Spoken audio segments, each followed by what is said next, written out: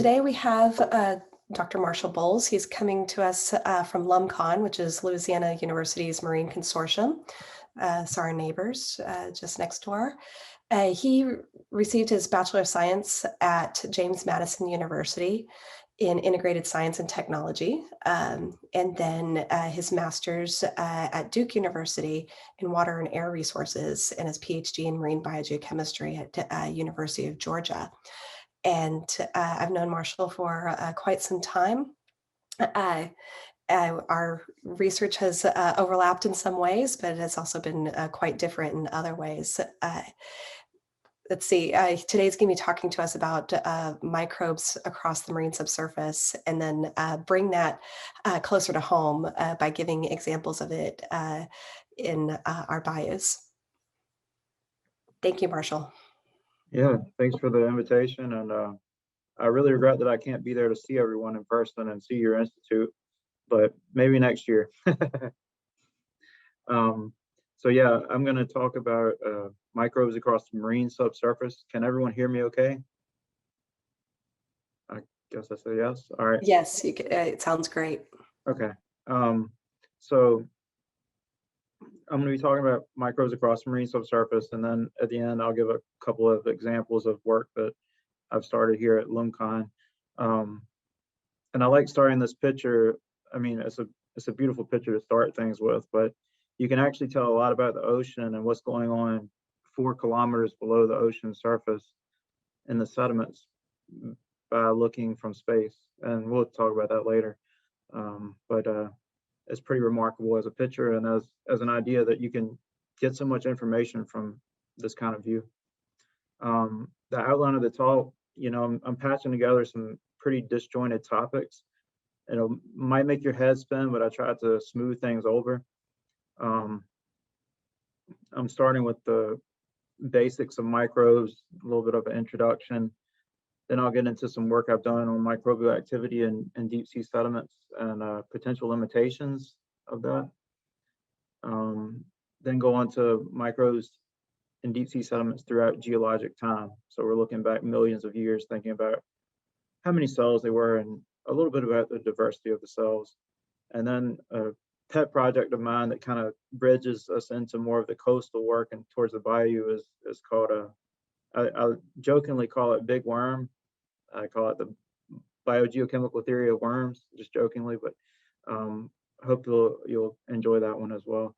And I'll end up in our bayou in our backyard. We're just across the river from you guys, so a lot of similar stuff, a lot of similar the landscape is similar, so you guys should be able to relate pretty well. So I had to translate this slide from a keynote presentation, and I didn't have a chance to check if it actually would fit.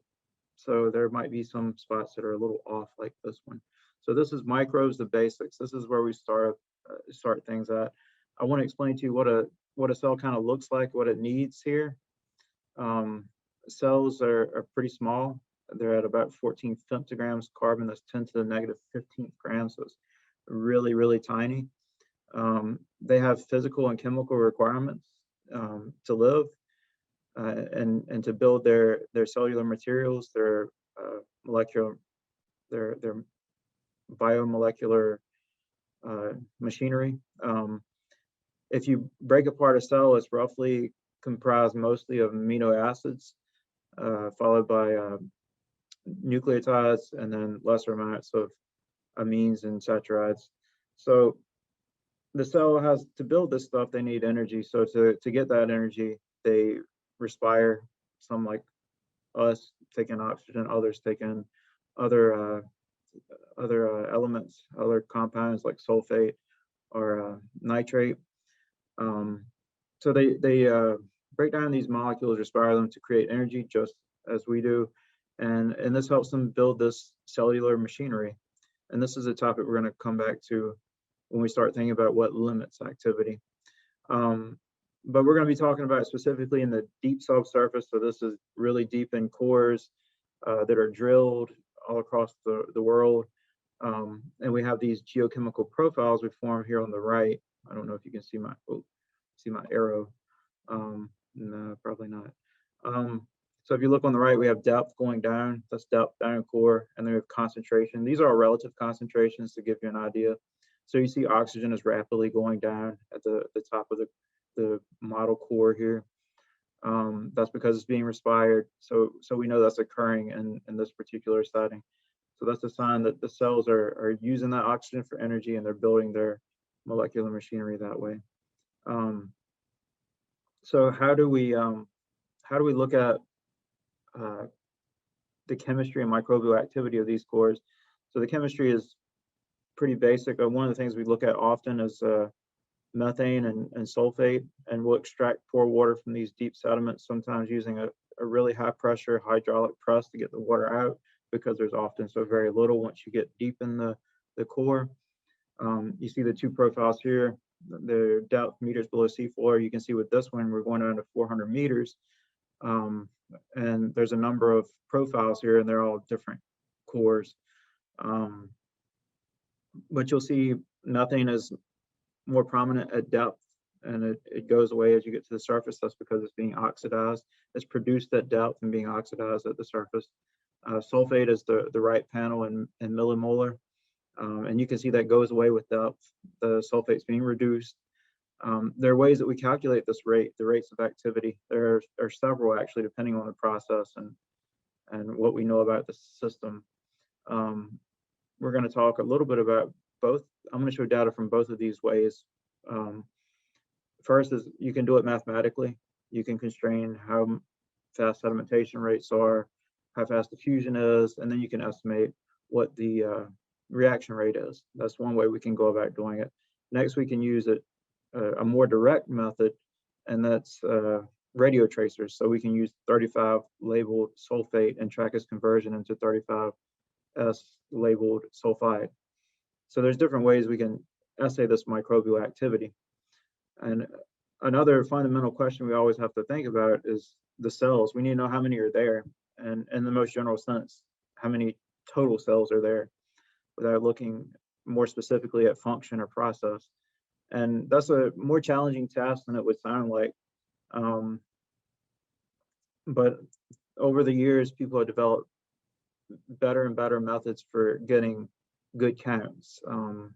So we use epifluorescence microscopy coupled to different stains that attach to DNA, and that's how we actually visualize the cells. But over the years, we've done procedures that have cleaned up the sample. So you can see the B and the D here panels. The B is before cleaning up the sample and extracting the cells, and the D is after performing that procedure. So you can see you get a much cleaner image, and you can actually count the cells better. More recently, these cleanup methods have been applied and used on flow cytometry as well, which really automates the process and makes it a bit easier and less subjective. And I'm personally colorblind, so I have a hard time seeing some of the stuff anyways. But this is just one way we can really track cells with respect to depth in our deep biosphere in our environment. You can see the plot on the left. This is a bunch of different drill holes that have been counted, and it's different plots showing the distribution of microbes with respect to depth. And this is going down quite far. You can see it goes down to about 1,000 meters. We're later going to talk about the deepest hole drilled at about 2,500 meters. It's coming up. But there are other ways to look at cells. Also, you can look at their lipids, or you can use genetic tools as well to get an idea of how many are there. So now you might be asking, since I've been talking about these super deep holes and I just referred to magically drilling, what that actually means. So since I think 1966 or so, we've been drilling holes all over the planet, all over the ocean. Each dot here, or square, or diamond, or whatever, represents a hole that has been drilled. You'll see the partitioning lines, I think they're pink lines that kind of skirt the globe here. And these are the different repositories. Since it's such a huge undertaking to drill these holes, we actually save every scrap of material we get out of them. And they're held in repositories.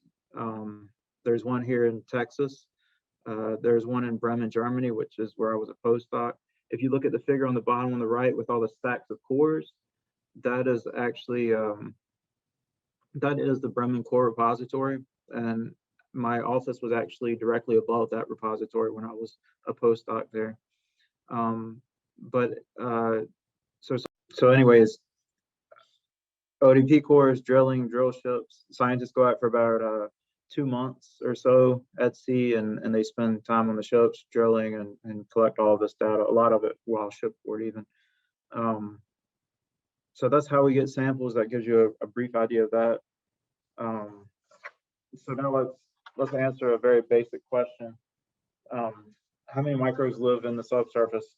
So this was work done by Jens Kallmeyer, and he came up with a number of about 10 to the 29th cells live across our planet in the subsurface.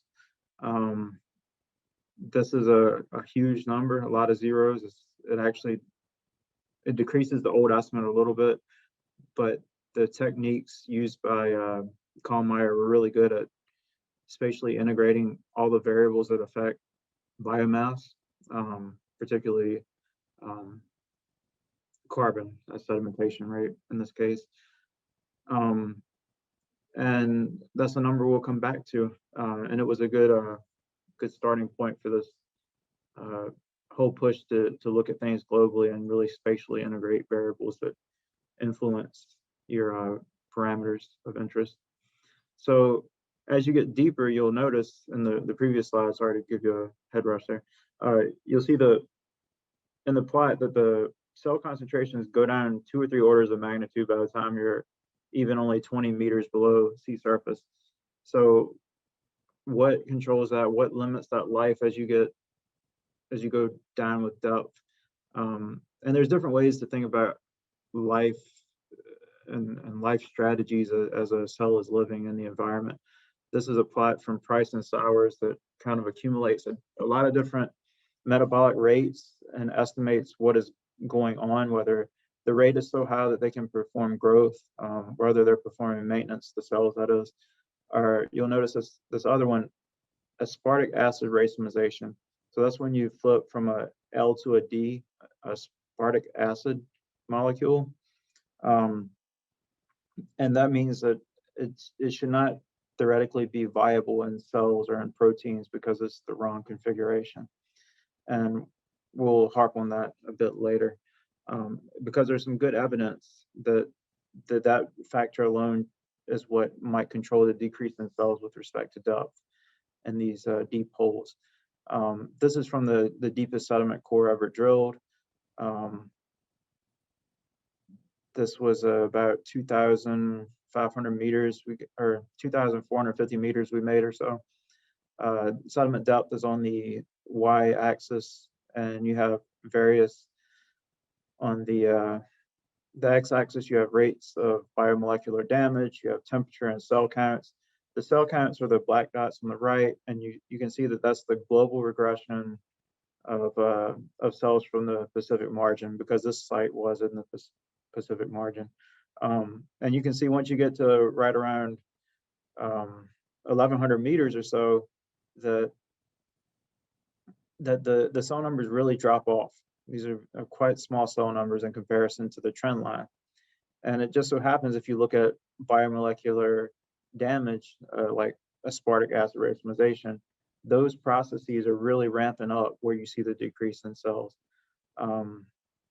So that gives us some indication that that's where we should be looking or thinking about what limits life. But to get there, first we got to understand the rates, or how fast the cells are actually performing a process. So this is a great image, I think. I really like it a lot, from 1991. Donald Canfield showed the global distribution of sulfate reduction rates.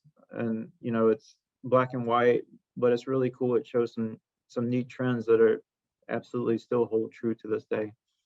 But we wanted to digitize this and make it as accurate as we could while integrating these spatially important parameters or variables.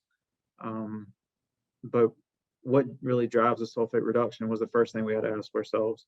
And if you lay the plots one on one, you'll see that that the sea surface chlorophyll really tracks sulfate reduction pretty well. You'll see that patterns of POC on the seafloor and the surface actually track sulfate reduction really well also. So these are the driving factors. You got to get that carbon there, and that's what's going to drive your rate. But the question is, how do you then use that information to make a good prediction, or at least a pretty sound one? Knowing that it's really driven by carbon, we took a step back and we said, let's look at all the carbon inventories that we have, estimates of carbon going into our ocean or going into the sediments from our ocean. And the numbers range from about 13 to 191 teramoles carbon, depending on the study. There's probably more studies by now as well. We often cite the middle ground one from Pierre Regnier, which is around 79 teramoles per carbon per year. But then let's compare that to what we think sulfate reduction is. So this was from, I think, 2005. Jorgensen and Costin is a book chapter, and they're showing sulfate reduction rates of about 75 teramole per year. Oxygen respiration, 230 teramoles. If you look at the stoichiometry there, you're going to look at a total estimated carbon oxidation rate of 380 teramoles per year, which doesn't really balance with the carbon that's going into the system. So that got us thinking, like, really, let's digitize this plot and let's see if we can rectify this difference. We also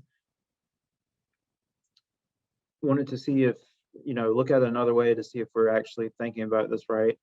And for that, we looked at sulfate reduction rates in a variety of settings from Canfield's 2005 book. And we said, let's apply some general characteristics about sulfate reduction and model how these profiles would look.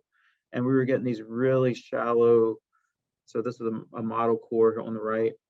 And we were getting these really shallow sulfate penetration delts for like upper slope sediments, which don't really match our experience. We often experience sulfate throughout these 3 meters, for example, in a high concentration. So that said, maybe this isn't what we would see throughout. And there's older publications from Emery in 1968, for example, that say that 70% of the shelf is relic sands. So again, we think we're onto something. So now it's time to throw all the variables together, and we decided to throw as many variables as we could find. And this is where we get into the whole image of Earth from space. You can see POC, chlorophyll. These are both from Aquamotus. This is satellite observations that we include in the study. You'll see a bunch of data from the World Ocean Atlas, such as oxygen, temperature, phosphate, nitrate, and then some other characteristic data like sedimentation rate, basement depth, crustal age, and depth. So we really wanted to explore this data where we had at least modeled rates of sulfate reduction. And we try to do this with multiple linear regression at first, using all the very typical tools that folks use to get this kind of analysis done. And they all look really bad. I did have the plot in here earlier of that, but it was a waste of space because they all look that bad. Data were everywhere. So we eventually settled on using an artificial neural network. So this gets back to that mathematical modeling we were talking about it at the beginning of the presentation. We were able to use a training algorithm to look at those like 8 different layers of data that I just showed and relate it to how fast sulfate went away in the cores that we had globally from ODP. So that's something like 500 cores or so. And we were able to fit that decay very well. You can see the plot on the left shows the predicted values for that decay of sulfate versus the actual values in our several hundred cores. And we were able to dress the equation up to make it more spatially correct by fine-tuning porosity.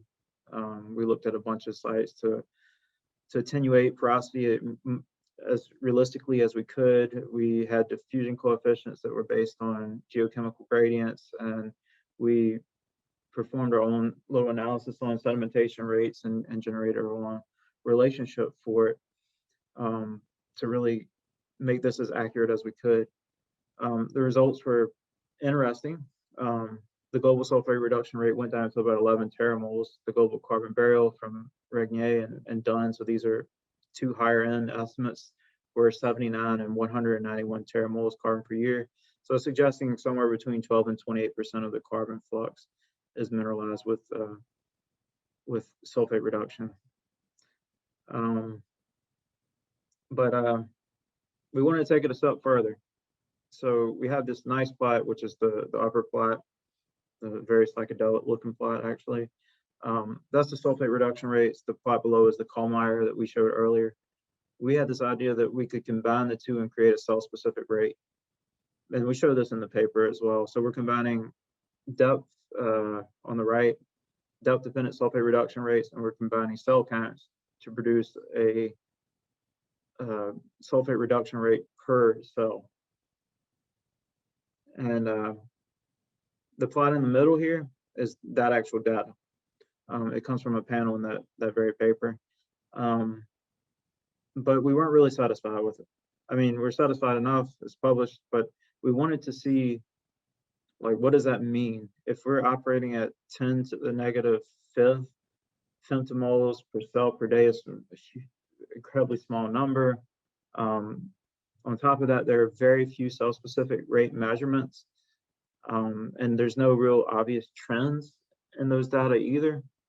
The plot on the left is from Luc, and that's 2009. Those are cell-specific rates.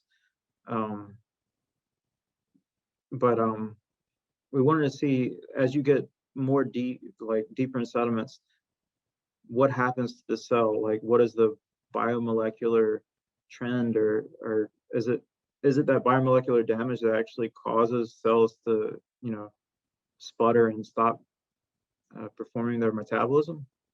So I wrote this out here on the right. It's a way to understand the thought process, but then I realized that that's probably hard to grasp. So I'm going to read it here, and then we'll go to the next slide, and I'll show it in pictures, and hopefully it's more understandable. So we had this idea that the carbon assimilation rate we can estimate by our cell-specific rates and a carbon conversion efficiency. So that's how much carbon they get per mole of sulfate reduced. You can think of it that way. We knew that the carbon assimilation rate had to be equal to or greater than the aspartic acid racemization rate, which is a temperature-dependent rate, to equal a stable population.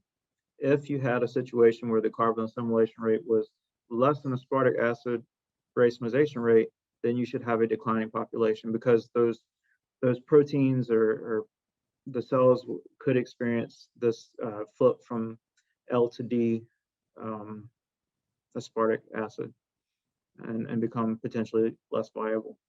So we try to put that into work, and this figure kind of explains it a little bit better graphically, I think.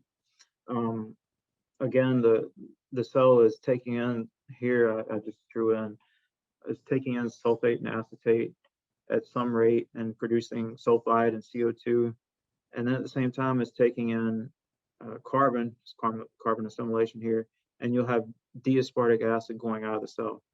Now, if these errors are all at least matching, you've got a happy world. Like, the cell can continue doing its thing. But when you end up in a situation where the sulfate reduction rate is decreased, that forces your carbon assimilation number to decrease. But at the same time, the production of D-aspartic acid can increase with temperature. So you have this situation where the cell is actually losing its viability. I hope that makes it a little more clear. We were actually able to model that. We were able to throw it into the same model we had before and test some sensitivities, of course, and generate another global view of sulfate reduction. And we came up with this situation where most of the sulfate reducers were struggling in our ocean. 20 to 40% of all sulfate reducers are living below the equal to or below the aspartic acid racemization rate. So that's a lot of cells that are slowly dying, I think. In addition, because we had this decrease in sulfate reduction, we were able to define where you should reasonably have a sulfate methane transition, or where you should start oxidizing methane. And we were also able to estimate a little bit of the methane oxidation rates that are occurring globally using the same kind of logic.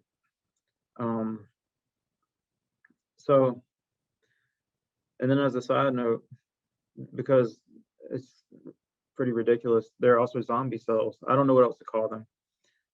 As another life strategy, you know, you can be growing, you can be maintaining, or you can be below that biomolecular damage point, and you can be dying, but you can also just be sleeping, basically. This was a study that Lars Wermer and the German group Kai and I was on it as well. We're trying to determine how many spores or endospores were in the marine subsurface, and we were able to generate some really nice empirical formula that predict the cell to spore ratio, and then we're able to determine that 10 to the 30 spores hang out in the subsurface. So they're just kind of hanging there. These are cells that have run out of whatever resource they needed, and they decided to turn into a spore and wait things out until conditions got better.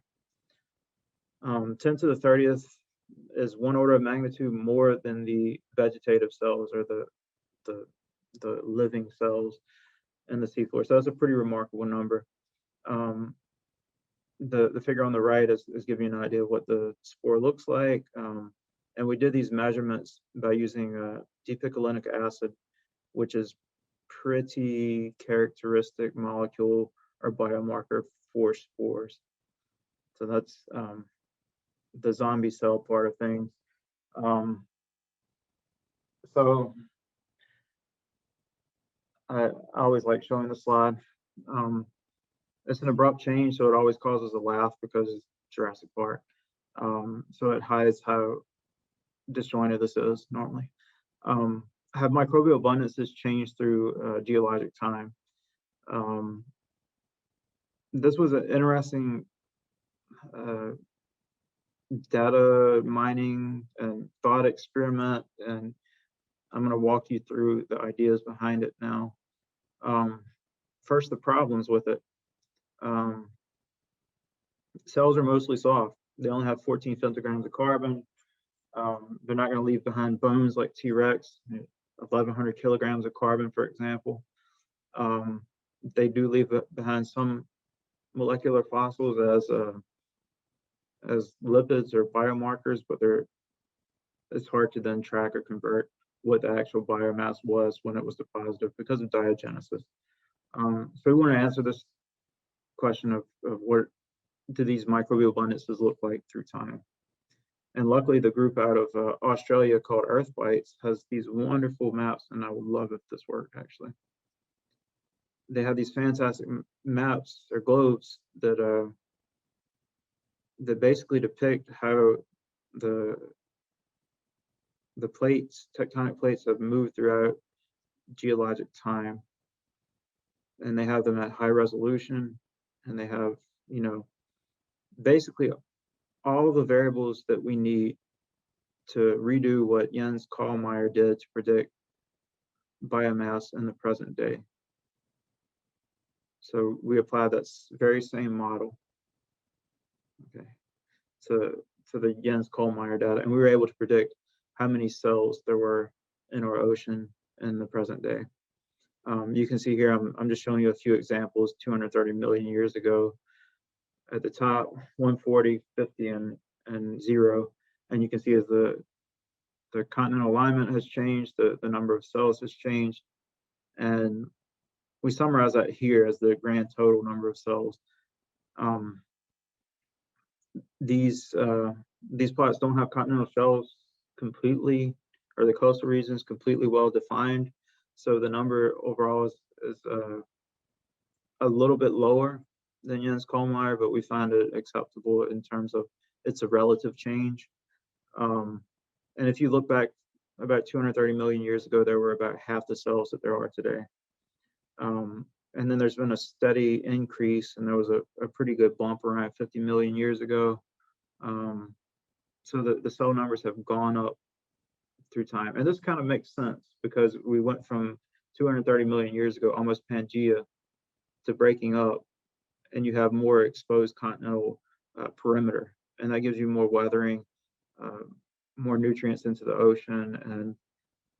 And it actually makes sense with Jens Kollmeyer's formula or empirical relationship to determine this number. And it also makes sense with the independent geochemical clues. The blue line is, again, biomass versus time.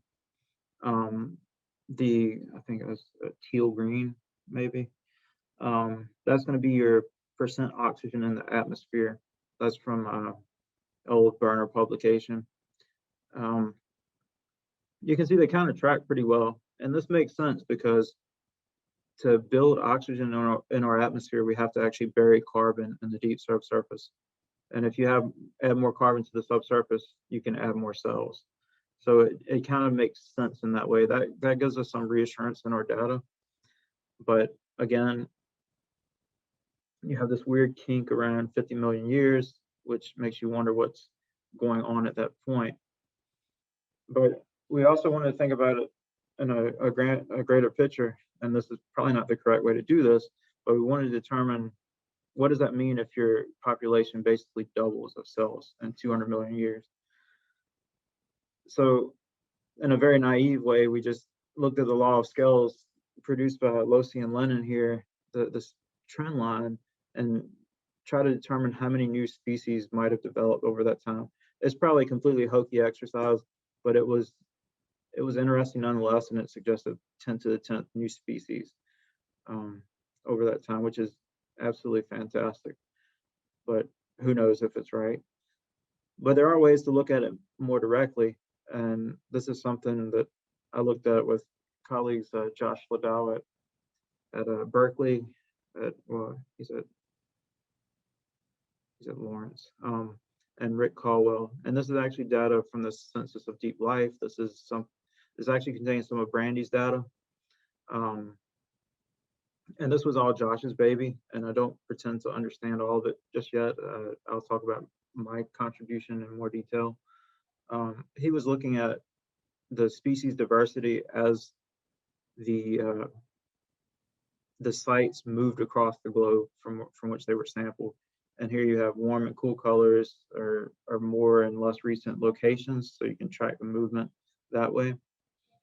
So we're looking at how these distinct communities at these individual sites have evolved with time and space, kind of. I think we both focused on time rather than space, but nonetheless. So this is what Josh did. He used the Moran ice statistic for geospatial clustering, and he found that the peak clustering was around 50 million years ago, which suggests, again, this is where we had a bump in the biomass as well. So something is going on at that point. Each line represents a genus, and yeah, this is showing something nice at 50 million years ago. We don't know what drives that clustering, but I wanted to take a different approach. I used what's called zeta diversity, which is not very commonly used. It's really like it measures the overlap of the taxa present, and it can be applied, spatially or temporally, to resolve when you get new or rare species popping up. And one of the things we noticed, depending on the order you look at, it's best to look at the fourth or fifth order. You start to see at 50 million years ago that you get more of these rare species or more of this overlap. So that again implies something comes happens at the time, and it matches the Moran's I statistic. So I'm still digesting what zeta diversity really means at this point, admittedly. But I think we're cluing in onto something that really changed around that time. Now, we do know that at that time, the Himalayas were coming in. That's when you had the collision of the Indian subcontinent into Eurasia. So that might increase weathering at that point, might have driven a lot of these changes. I don't know. And this plot actually shows you some geochemical data that might have changed 50 million years ago. Particularly on the top left here, you have the denudation rate in meters per million year. Around 50 million years ago, you see it ramping up dramatically. So that's denudation and sedimentation. So that might support, you increase the diversity of carbon molecules going into the ocean, or the nutrients, so you can increase the diversity of microbes possibly. The figure at the right, A, looks at phosphorite occurrences, and you can see the scales are pretty tricky here. You got to look at we're starting at about halfway through the first tick. So you can see there's been a rapid increase in phosphorite occurrences, which might suggest that there's more export of phosphorus into our ocean. That's another way to kind of look at it and verify some of the things we see with geological or geochemical occurrences. So now we're transitioning into the more recent stuff, and I think I've got like 10 more minutes. We should be good. So I wanted to ask the question, do worms control geochemical fluxes? Because there's been a lot of attention lately that focuses on how they control which bacterial species or archaeal species are present, how they control biogeochemical cycling in the modern ocean, and how they have helped control it in the ancient oceans. So there's a lot of the worms get blamed for a lot of stuff. So I've been working a little bit with two scientists here at LUMCON, Dr. Riaku and Craig McLean, and we've been trying to model this a little bit better. So let's look at what we know currently, or what we think we know. In terms of global compilations and ways we look at worms in our sediments, we look at the intensity of which they mix things up. So that's called dB. So they're burring. We're talking about bioturbation here. And we can look at how deep they actually mix things up. That's the mixed depth layer, which is defined as L. So these two things can tell us a lot about the activity of worms and how much chaos can they wreak on the seafloor, and how they can mix up geochemical profiles and microbial occurrences. So this was from 1998. This is Bernie Boudreau. It's x-axis water column depth, y is mixed depth. So that's the L feature here, the L number. And you can see there's no real pattern with respect to depth. And this has led a lot of scientists to just always say that, that you have mixing to 10 centimeters. Or if they have a local observation, they will use that. But this is really what people have been using for years. And recently, Miriam Solon produced these, or published a Nature data paper where they accumulated like 2,000 mixed layer depths and diffusion coefficients. And so keep in mind, before we're talking about 10 centimeters, if you look at, L, the mixed layer depth, 10 centimeters would be about at 1 because we're at the log of L here. So really a lot of the stuff, a lot of the numbers were below 10 centimeters. And if you look at, if you look at it not logged, it doesn't make much sense. I just show it there for completeness. But So really, we probably have a much lower number globally. And the dB, no one says much about that yet, but we want to figure out a way to model it. It's not modeled globally currently, excuse me. So we were asking, can we actually do that? Can we figure out a way to determine globally what these numbers might be on a gridded pattern or so? So we took the 2,000 data points and we started throwing all the data we had at it. And this was a pretty intense process. We wanted to incorporate everything that might affect the worm. We wanted to think about it from that perspective, worm physiology kind of. For example, here at LUMCON and where you guys are, within the first few millimeters, sometimes you're going to run out of oxygen, right? And worms don't like sulfide. It's not their favorite thing to deal with. So we want to incorporate variables that would impart that knowledge on our regression. So we ended up settling for a generalized additive mix model, which was a cool way to mix parametric data and non-parametric data.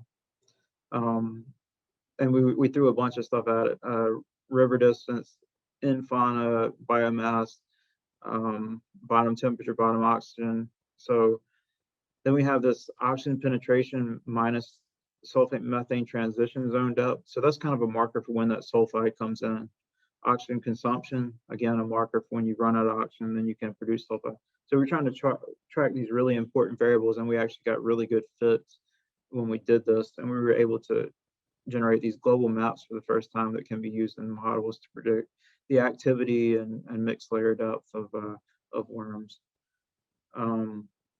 And we're still working on how to approach this paper, but we have generated this table that kind of summarizes what you just saw on the globe. And I'll just point out a few things to you. If you look at the median mixed layer depth, the L value, you'll see it's always less than 10. It's between 5 and 7 centimeters, which if you're talking about really active sediments near the coast, when you double that layer, it really impacts things heavily. So incorporating this data to global models will greatly improve our predictions of microbial processes, because we're already seeing that it's going to change that mixed layer depth. Finally, what you have all probably been waiting for, close to the end of the talk, spores in the bayou. So we talked about the zombies before. There's zombies actually in our bayous. This is a core collection I did this summer here at LUMCON, comparing different plant types. You'll see Spartina and Juncus. The important thing I want you to take from this is that we are seeing different geochemical zones here. You'll see the top of the core is probably dominated by sulfate reducers. You can see the profile here. And then at depth, you got arguably more methane, but definitely less sulfate reduction. So our idea was to look at, a surface sample and a deep sample to see if there were thermophilic or spores in general that were different or have different activities across the two plant types. And we did that. Oh, wow, that's pretty disastrous. And don't make me guess what is what now. There was a misordering here anyways. The first bar on the left, we're looking at Spartina, we're looking at sulfate reduced. These are incubations at the upper and lower depths I just pointed out. So the first two bars are hydrogen, and that's hydrogen deep is a lower rate than hydrogen at surface. And then the next line is control value, so it gets no carbon substrate at all. The next two are actually getting DOC, and that's deep in surface. and the final one is your other control, the surface control. So it's jumbled up, but we're showing similar trends in both core types, and we're showing that there are thermophilic spores active. That means active at 50 degrees Celsius after we've killed off all the vegetative cells by heat treatment. So we're showing that they're active with hydrogen, they're active with DOC. The upper cores, the upper parts of the core are more active than deeper, and the same trends are shown in both. So that's the first part of this work. We actually did some extraction of the spores as well, and did some plating work, which we're waiting on getting some identities back from that. So some more traditional microbiology was done on these cores also. And finally, I told you can see a lot from space. So again, we're looking at sulfate reduction on the bayou. And so this is using radio tracers. And we're looking at how oil impacted sulfate reducers over the period of a year in a very controlled experiment. So we're looking at LUMCON from space here. And this is from a mesocosm experiment. You'll see you can see it from above, of course, the big circles here. They're about 3 meters in width. These are huge stands of Spartina that were transplanted. There's over 50 tons of mud in them. That's no exaggeration. And 1,600 buckets of intact plants with roots were transplanted there. 1,600 individual buckets. Pretty remarkable. But over the course of a year, as part of Dr. Brian Roberts' experiment, he's added oil in 3 different levels, and he's tracked how the plants and microbes are responding to that oil. After 1 year, we did this experiment where we were adding the radio tracer sulfate to track the sulfate reduction rate. And we had several different treatments of oil where we added the same oil that Brian added a year previously. We added hydrogen, and we added DOC as a cocktail of acetate, formate, and lactate. And the goal was to see if in those treatments, the sulfate reducing community showed a memory to oil, or in general, a more robust sulfate reducer community was present. Now, no oil versus high oil is what we looked at. You'll see the 2 colors here for those 2. The high oil was always showing a higher sulfate reduction rate than the no oil. So it's clear that the oil definitely enriched sulfate reduction in those plots. And it also appears that they don't care about hydrogen, they don't care about the addition of oil as much as they care about having some yummy labeled acetate, lactate, or formate hanging around. So that's preliminary. We'll do some more DNA work on that and see what actually might be living there. That's the next step on that work. But that sums up everything I have for you guys today, and I thank you for your attention, and I'll take any questions now. You may not be able to hear it, but there's a lot of applause right now. Well, thank you so much. Yes, if there's any questions, feel free to use the chat if you don't want to, raise your hand for Marshall, or you can also just shout them out. That's fine too.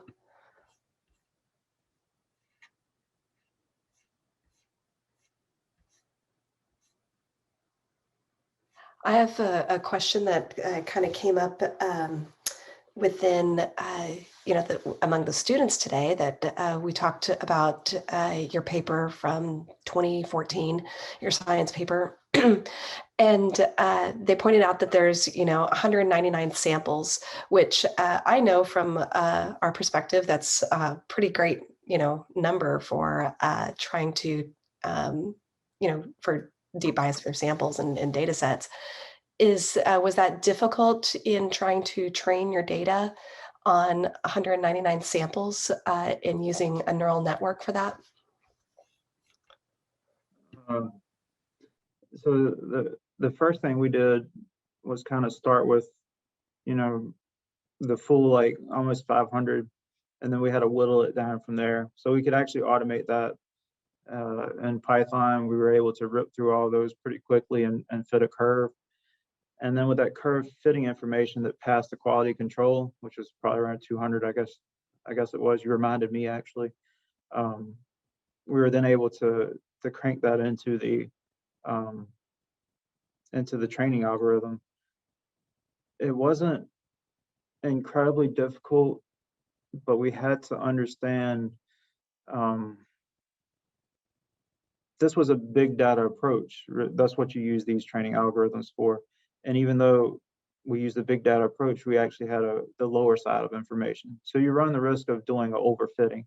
Just like if you're doing a linear regression, you can add more parameters until you basically you get a good fit, but that's only because you've added so many parameters.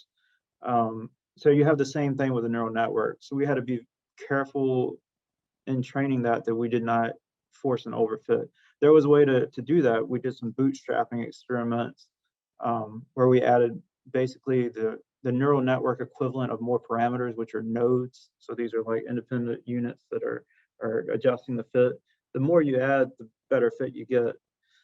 But then that's not realistic. So we were able to use bootstrapping and figure out where we maximized our fitting ability, but minimize that overfitting feature. That was the hardest part.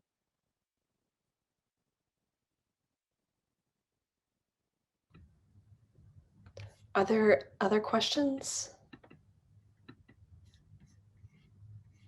Anyone else want to jump in there?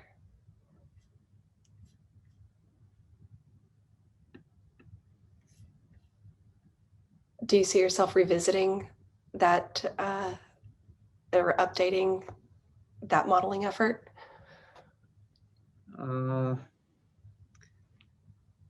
There might be a way to incorporate that modeling effort or use elements of it in the worm effort to show what the potential impact of the worms are on the sulfate reduction rate. So that might be a way to revisit it. I think there are more interesting questions regarding the carbon going in, and I've been playing with that a little bit lately. And we're trying to see why some profiles really don't show much carbon degradation with respect to depth, and others do.